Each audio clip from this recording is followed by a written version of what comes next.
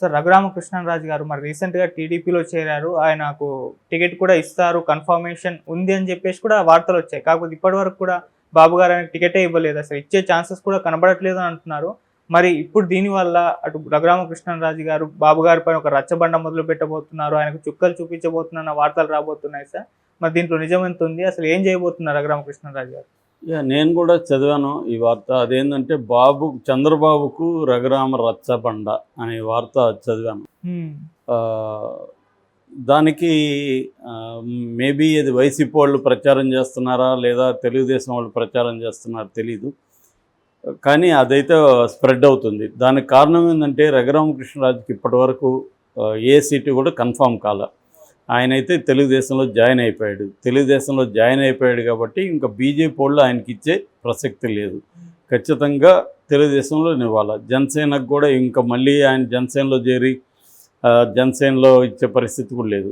కాకపోతే ఆయన జంప్ అవడా అంటే జంప్ అవ్వచ్చు. ఎందుకంటే 2019లో అలాగే లాస్ట్ మినిట్లో తెలుగుదేశం నుంచి వైసీపీకి జంప్ అయ్యాడు. ఆయన జంప్ అయ్యి టికెట్ తెచ్చుకున్నాడు. అట్లాగే రేపొద్దున బీజేపీలో సీట్ ఇస్తారంటే దీనికి రిజైన్ చేసి బీజేపీలోకి వెళ్ళచ్చు. ఎందుకంటే ఆయన ఒకటే కాదు, ఇవాళ చాలామంది అలా జపాంగ్స్ ఉన్నారు. ఇవాళ ఇండియా మొత్తంగా తీసుకున్నా కూడా ఏ పార్టీలో కూడా సైద్ధాంతిక పునాది మీద పనిచేసే పద్ధతి కనబడలేదు. అధికారం, సీట్లు ఇవి ఎవరికి ఎక్కడొస్తే అక్కడికి వెళ్ళిపోతున్నారు పార్టీలు.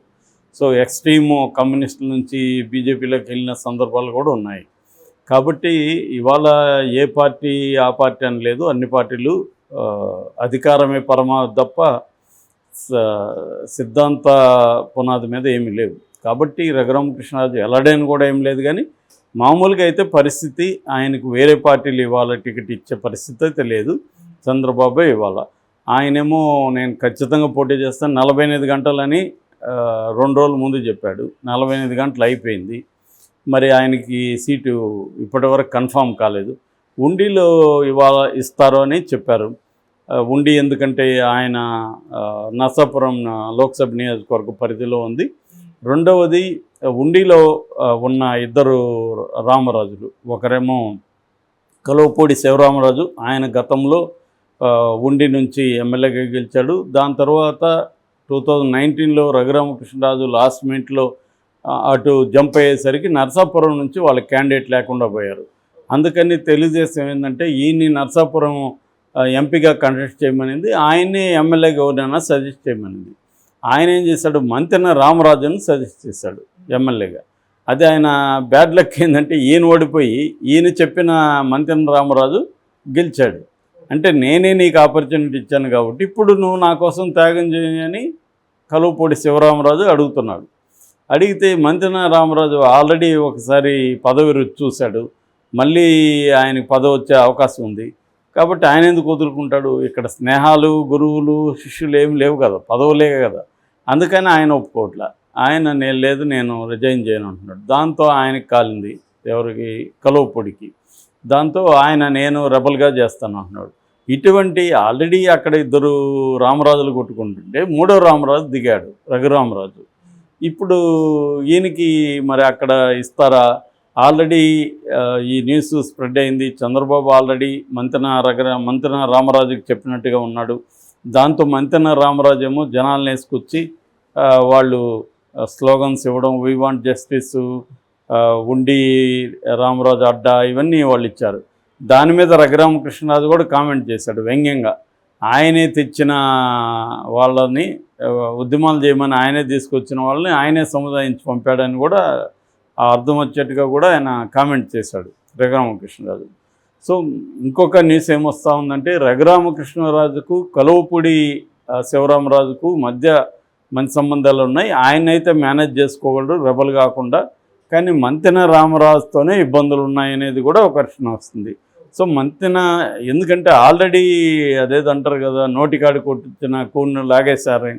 ఆల్రెడీ ఆయనకి సీట్ ఇచ్చున్నారు, ఆయన అందరికీ చెప్పుకున్నాడు, దాని మీద సెలబ్రేషన్స్ చేసుకున్నారు, అన్నీ రెడీగా ఉంది.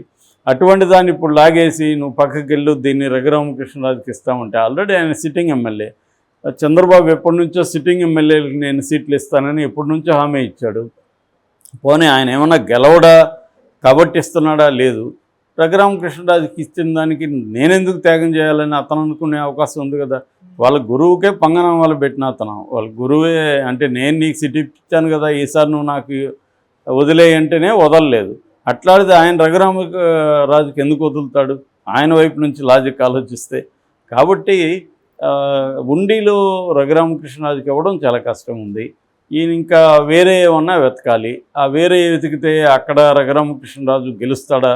గెలవని సీటు ఆయనకి ఇచ్చి చంద్రబాబు ఒక సీటు కోల్పోయే పరిస్థితిలో ఉన్నాడా? చంద్రబాబు లేడు. ఎందుకంటే ఆయనకు ఉన్నదే 144 సీట్లు. మిగతా అంతా ఇదొక 21, అదొక 10, 31 సీట్లు ఆ పార్టీలకి ఇచ్చేశాడు, జనసేన బీజేపీకి.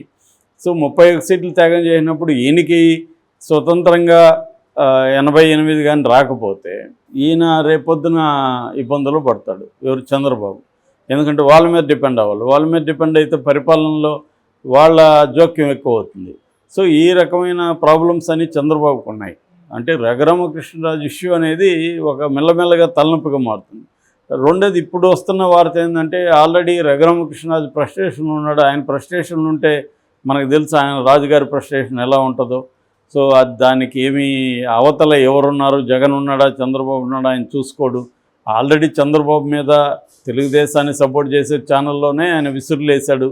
నమ్మున నాకే సీటు ఇప్పించలేకపోతే చంద్రబాబు పోలవరం ఏం కడతాడు, మోడీ దగ్గర నుంచి రాష్ట్రానికి ఏం తీసుకొస్తాడని మాట్లాడిన వ్యక్తి ఇప్పుడు సీటు ఇవ్వలేదంటే ఖచ్చితంగా చంద్రబాబు మీద ఆయన రచ్చబండ మొదలు పెడతాడు. దాన్ని వైసీపీ ఛానల్స్ లేకపోతే యూట్యూబ్ ఛానల్స్ అన్నీ దాన్ని హైలైట్ చేస్తాయి. ఆ రకంగా తలనొప్పి అవుతుంది చంద్రబాబుకి కానీ కూటమికి కానీ. సో ఇదేదో అంటారు కదా, కరవమంటే కప్ప కోపం, విడవమంటే పాము కోపం లాగా అయిపోయింది ఆయన చంద్రబాబు పరిస్థితి. ఆయనకి రఘురామకృష్ణరాజుకి సీటు ఇస్తే ఒక సమస్య, ఇవ్వకపోతే ఒక సమస్య. సో దీన్ని ఎలా పరిష్కరించాలనేది తలపట్టుకుంటున్నట్టుగా తెలుస్తుంది. బట్ ఇంకా టైం ఉంది కాబట్టి కొంత ఎవరినైనా కన్విన్స్ చేసి ఉండిలో కానీ లేకపోతే ఇంకొక చోట నర్సాపురం ఏరియాలో చేసే పరిస్థితి ఏమైనా ఉందా అనేది చూడాలి. ఎందుకంటే నర్సాపురం నియోజకవర్గంలో కూడా ఇప్పుడు జనసేన పోటీ చేస్తుంది. సో ఈ కాంటెక్స్ట్లో ఉండి ఇస్తారా లేదా అనేది అయితే ఇంకా ఇప్పటివరకు తేలలేదు. ఇస్తే మాత్రం అక్కడ రెబల్స్ తయారవుతారు. ఆ రకంగా కూడా రఘురామకృష్ణరాజుకి తలనొప్పే. ఎందుకు ఉండి మీద ఎంత పట్టు అంటే ఉండి 2004లో ఒకసారి తప్ప మిగతా 7 సార్లు వరుసగా ఉండి తెలుగుదేశమే. 2009 వైఎస్ఆర్ ఉన్నప్పుడు అది గెలవగలిగింది. 2019లో స్వీప్ ఉన్నప్పుడు వైఎస్ఆర్ పట్ల మొత్తం వైఎస్ఆర్సీపీ పట్ల స్వీప్ ఉన్నప్పుడు కూడా అక్కడ గెలవగలిగారు. సో అందువల్ల అది స్ట్రాంగ్ తెలుగుదేశం నియోజకవర్గం. సో దానివల్లనే ఇన్ని ప్రాబ్లమ్స్, అంటే గెలిచే పాసిబిలిటీస్ ఎక్కువ ఉన్నాయి. సో రఘురామకృష్ణరాజు కూడా అక్కడైతే మనం గెలవచ్చు, అసెంబ్లీకి వెళ్ళవచ్చు. ఆల్రెడీ ఆయన స్పీకర్ డిమాండ్ కూడా చంద్రబాబు ముందు పెట్టాడు. ప్రజలు నన్ను స్పీకర్గా చూడాలంటున్నారు అన్నాడు. సో ఆయనకు ఆ కోరికలు ఉన్నాయి. సో అది నెరవేరుతుందా? లోకేష్కి దీని పట్ల వ్యతిరేకత ఉందని కొన్ని వార్తలు వచ్చాయి. ఎందుకంటే లోకేష్కి రఘురామకృష్ణరాజు వచ్చిన తర్వాత ఆయన్ని కంట్రోల్ చేయడం కష్టం అవుతుంది. స్పీకర్ లేకపోతే ఇంకొకటి ఆయన అడుగుతాడు, అది ఇవ్వలేనప్పుడు ఆయన గొడవ చేస్తారు. ఎందుకంటే స్పీకర్కి జనరల్గా ఈ మధ్యకాలంలో బీసీలకి ఇస్తున్నారు.